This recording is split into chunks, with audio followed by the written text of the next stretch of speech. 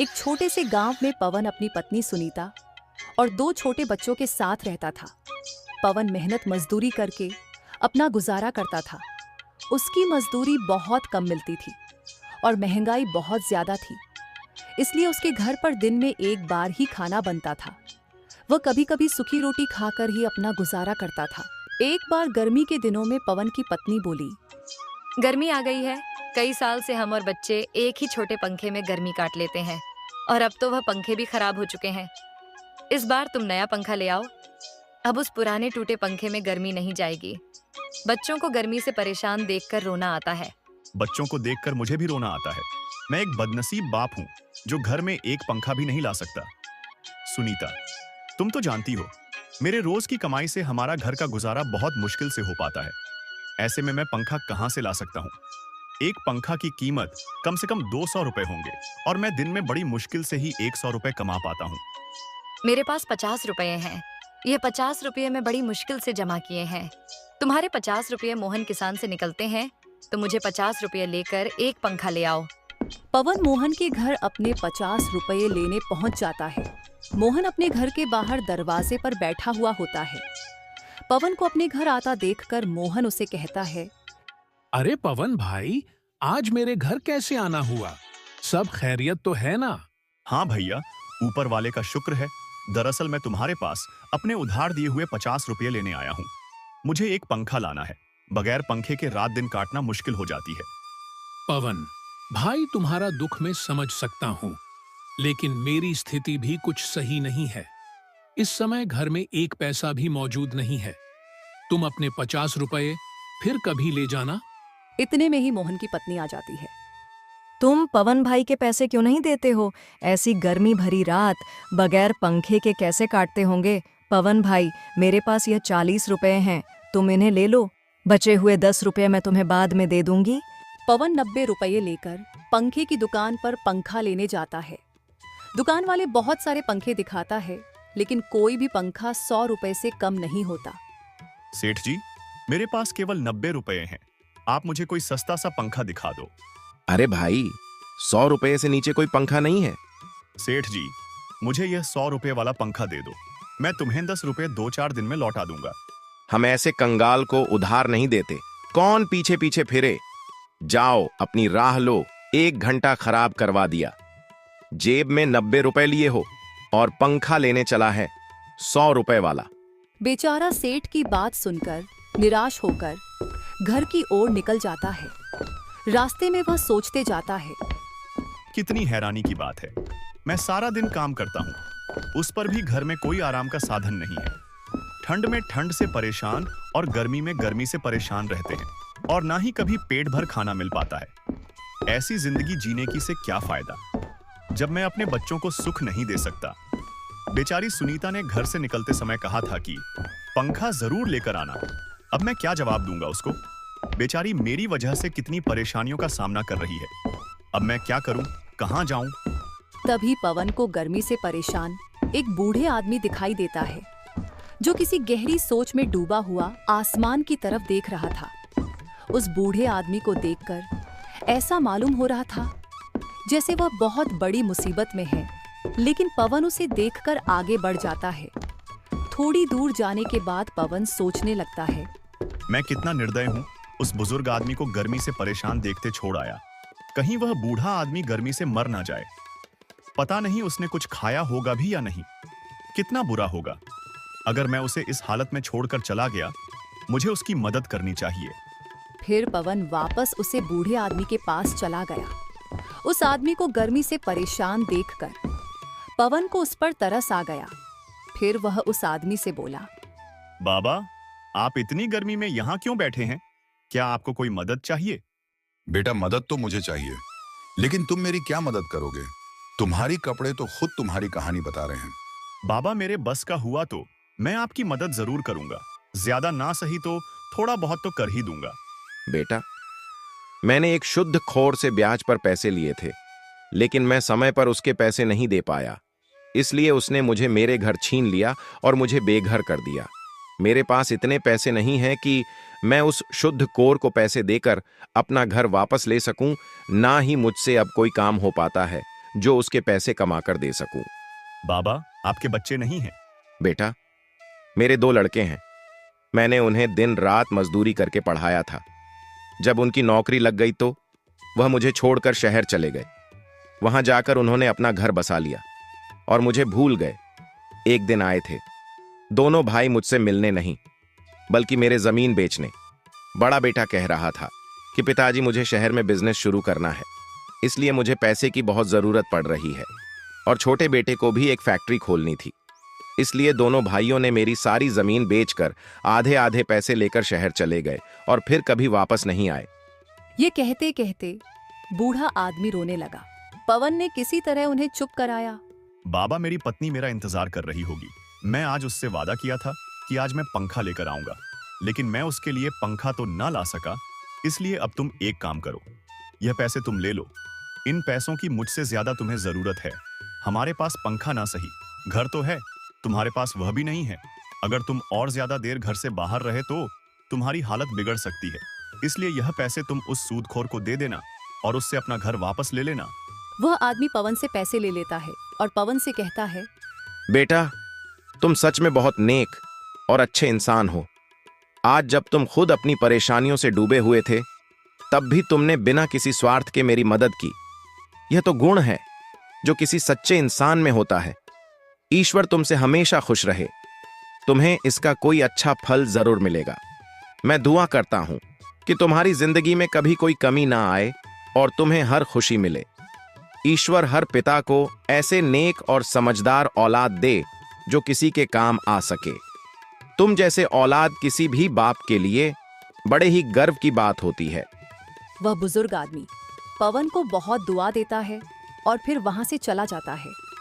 पवन को उस बुजुर्ग आदमी की मदद करके आज बहुत खुशी मिल रही थी, लेकिन दूसरी ओर उसे दुख भी था, क्योंकि वह अपनी पत्नी के लिए पंखा नहीं ला सका। लेकिन उसे इस बात की तसल्ली भी थी कि उसने खुद की गरीबी के बावजूद एक नेक काम किया है। ये सोचते सोचते पवन भी अपने घर चला जाता है। जैसे ही उसकी पत्नी पवन को देखती है तो वह उससे कहती है, मैं कब से तुम्हारा इंतजार कर रही थी। तुम्हारा राह देखते देखते मेरी आंखें दुख गईं। दिल में अजीब अजीब ख्याल आ रहे थे कि कहीं कोई अनहोनी ना हो गई हो। सुनीता, तुम भी जरा जरा सी बातों की चिंता करने लगती हो। अरे, जब आदमी घर से बाहर होता है तो समय लग ही जाता है। मैं मोहन के पास गया था पैसे लेने, लेकिन उसने पैसे देने से इनकार कर दिया। पर उसकी पत्नी ने हमारी मजबूरी देखकर 40 रुपए दे दिए थे। क्या बस 40 रुपए ही दिए? तुम पूरे 50 रुपए लेकर क्यों नहीं आए? जब उधार लेने आया था तब तो बड़ा भला बन रहा था, और जब पैसे लौटाने का वक्त आया तो आनाकानी कर रहा है। तुम 10 बार उसके घर पैसे लेने चले गए, तब जाकर उसने तुम्हें 40 रुपए दिए हैं। अब न जाने 10 रुपए कब देगा। और पंखा का क्या हुआ? सुनीता, मैं जब पंखा लेने गया था, लेकिन कोई भी पंखा 100 रुपए से कम नहीं था। मैंने पंखे वाले से 10 रुपए उधार देने के लिए भी कहा, लेकिन उसने उधार देने से साफ इनकार कर दिया। आज के जमाने में कोई किसी को बिना कुछ फायदे के कोई चीज नहीं देता। अगर तुम उससे ब्याज पर 10 रुपए की उधारी करते तो वह तुरंत दे देता। लेकिन तुमने सही किया जो पंखा नहीं लिया। 10 रुपये की तो बात है, 2-4 दिन में इकट्ठे हो जाएंगे। लाओ 90 रुपये, मैं उन्हें संभाल कर रख देता हूँ। जब पंखा लाओगे तो दे दूंगी। सुनीता, उन 90 रुपए में से 80 रुपए मैंने एक बुजुर्ग आदमी को दे दिए। उसे पैसे की बहुत जरूरत थी, वह गर्मी से परेशान था। अगर मैं उसकी मदद नहीं करता तो शायद वह जिंदा ना रह पाता। फिर पवन ने विस्तार से सारी बात सुनीता को बताई। पवन की बात सुनकर सुनीता बोली, तुमने बहुत अच्छा किया जो उस बुजुर्ग आदमी को दे आए, लेकिन तुम्हें पता होना चाहिए कि जो दिया घर की रोशनी के लिए होता है उसे मंदिर में ले जाकर नहीं जलाया जाता। अब इस गर्मी भरी दिन में हम अपने बच्चों को क्या कहेंगे? भला इस गांव में कौन ऐसा आदमी है जो तुम्हारी 1 रुपये की हुई मदद कर दे?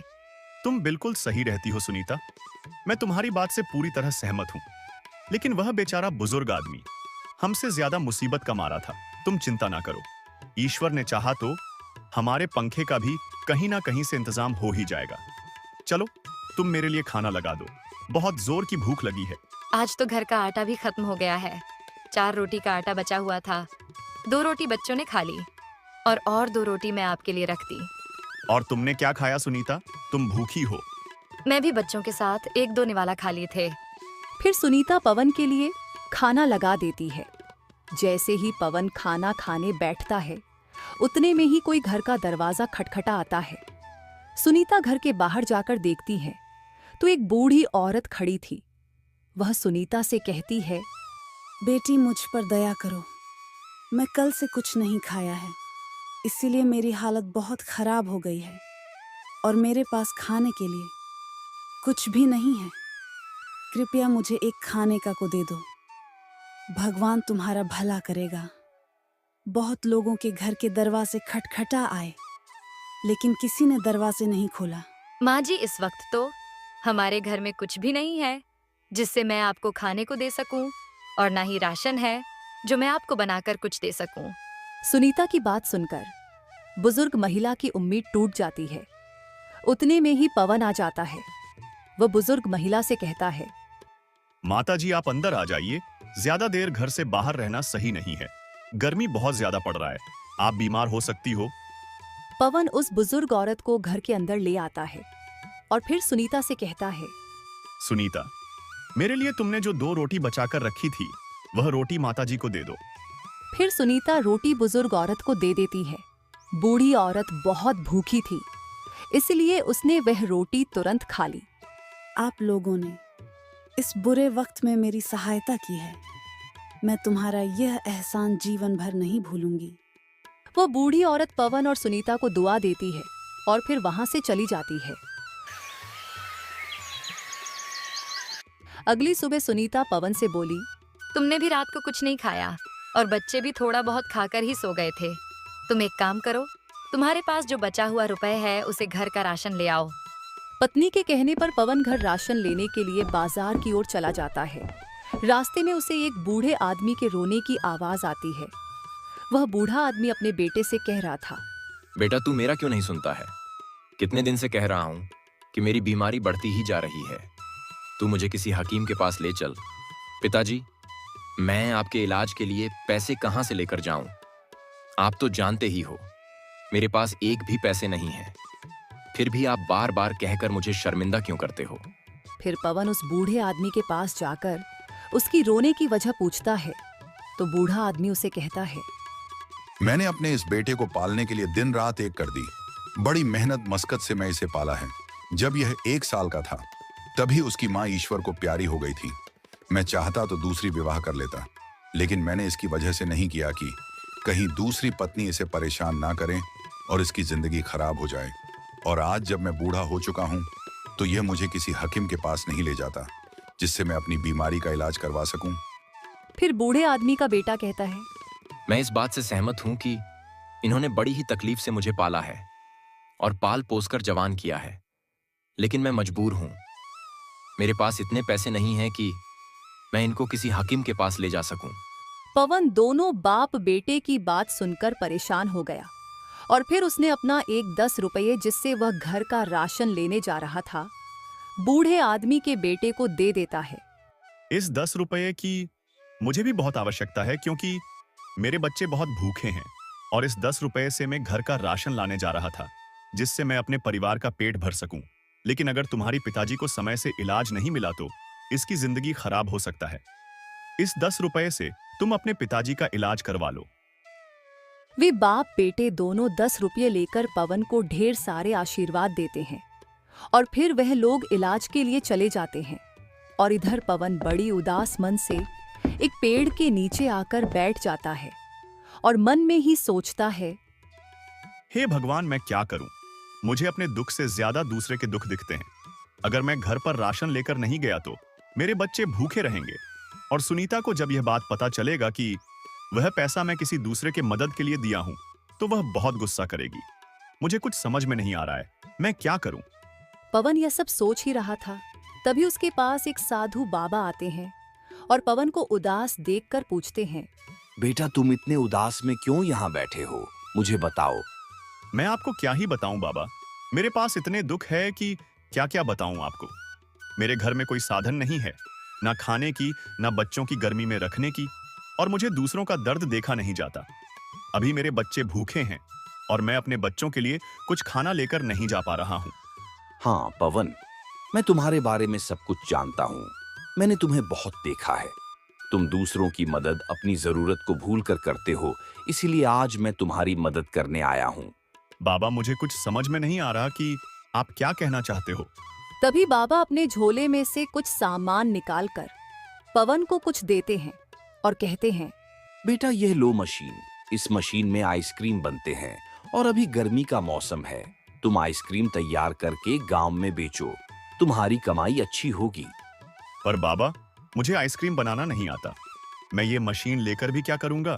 बेटा तुम चिंता मत करो, ये ऐसी वैसी मशीन नहीं है। ये एक जादुई मशीन है।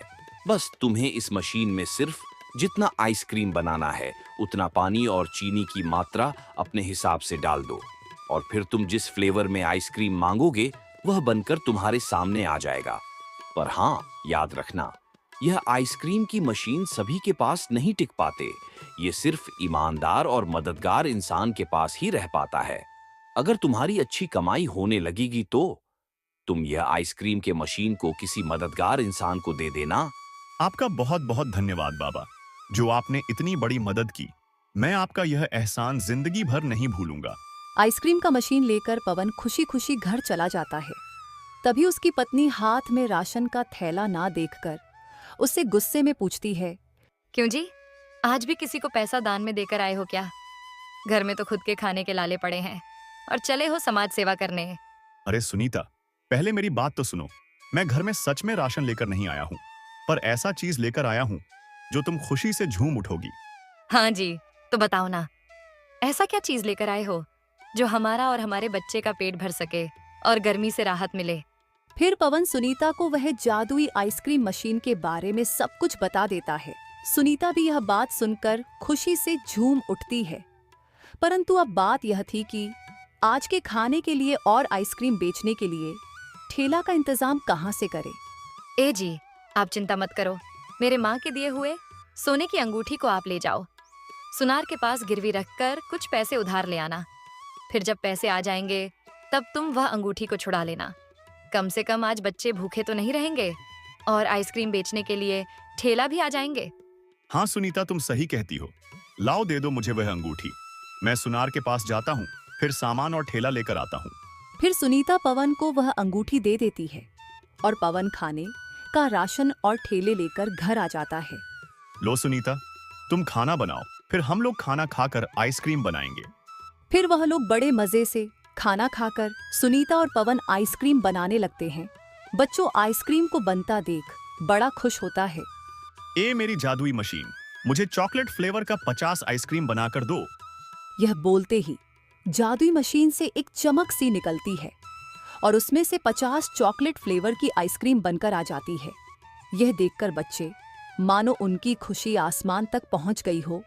फिर बच्चों ने एक एक आइसक्रीम को खाया और बड़े मजे लिए।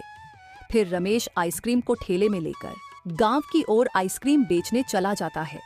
आइसक्रीम ले लो आइसक्रीम, एक बार खाओगे तो बार बार मांगोगे।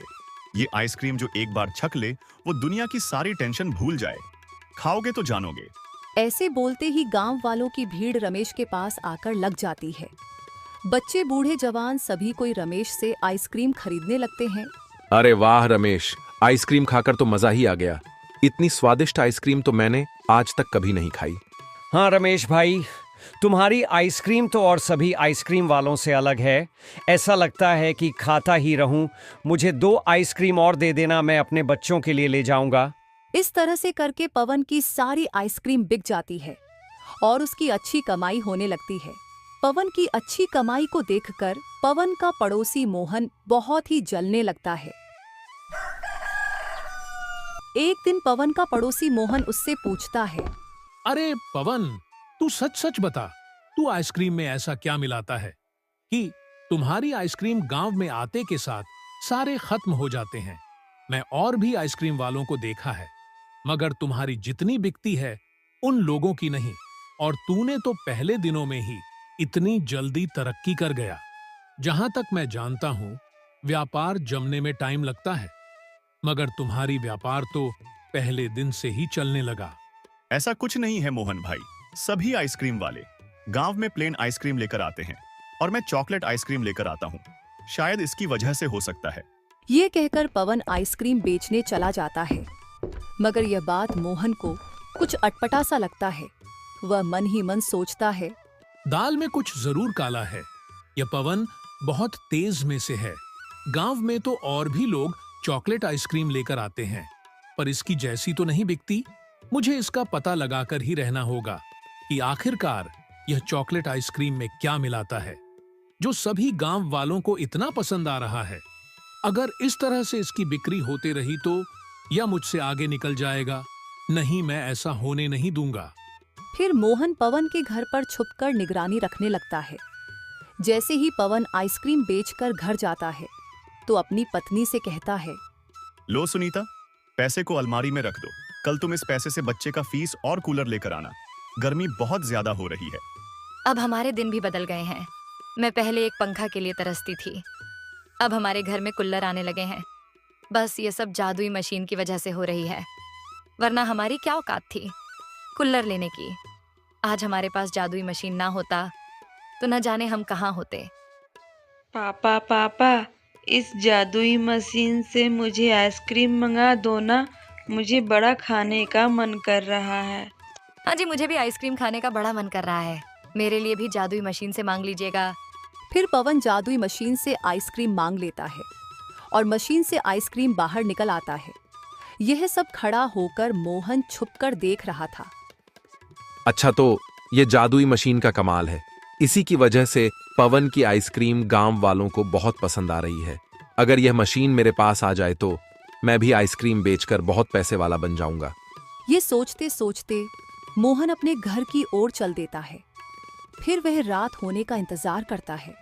जब रात हो जाती है और सभी कोई सो जाते हैं तो मोहन पवन के घर चुपके से जाता है और वह जादू मशीन को अपने घर ले आता है।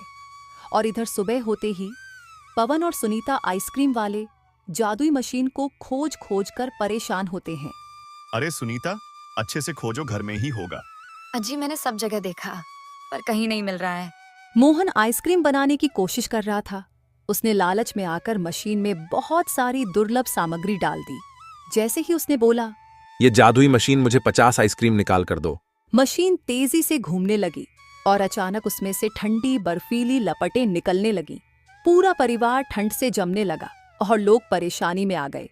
अब मोहन समझ गया कि जादुई चीजें बिना ईमानदारी के काम नहीं करती, लेकिन तब तक बहुत देर हो चुकी थी। मशीन बेकाबू हो गई। सभी परिवार बर्फ से जम रहे थे। तभी एक ज्ञानी साधु ने आकर कहा, बेटा, यह जादू तेरे कर्मों का फल है। जब तूने इसे चुराया तब तुझे लगा कि सब कुछ तेरा हो गया, लेकिन जादू हमेशा सच्चे हाथों में फलता फूलता है, बेईमान हाथों में नहीं। मोहन को अपनी गलती समझ में आई। उसने माफी मांगी और मशीन को पवन को लौटाने का फैसला किया। जैसे ही उसने मशीन लौटाई, परिवार वाले बर्फ पिघलने लगे और सब कुछ पहले जैसा हो गया। ये घटना मोहन को जिंदगी भर के लिए सिखा गई कि चोरी का फल कभी मीठा नहीं होता, बल्कि वह खुद के लिए बर्फीली तबाही लेकर आता है।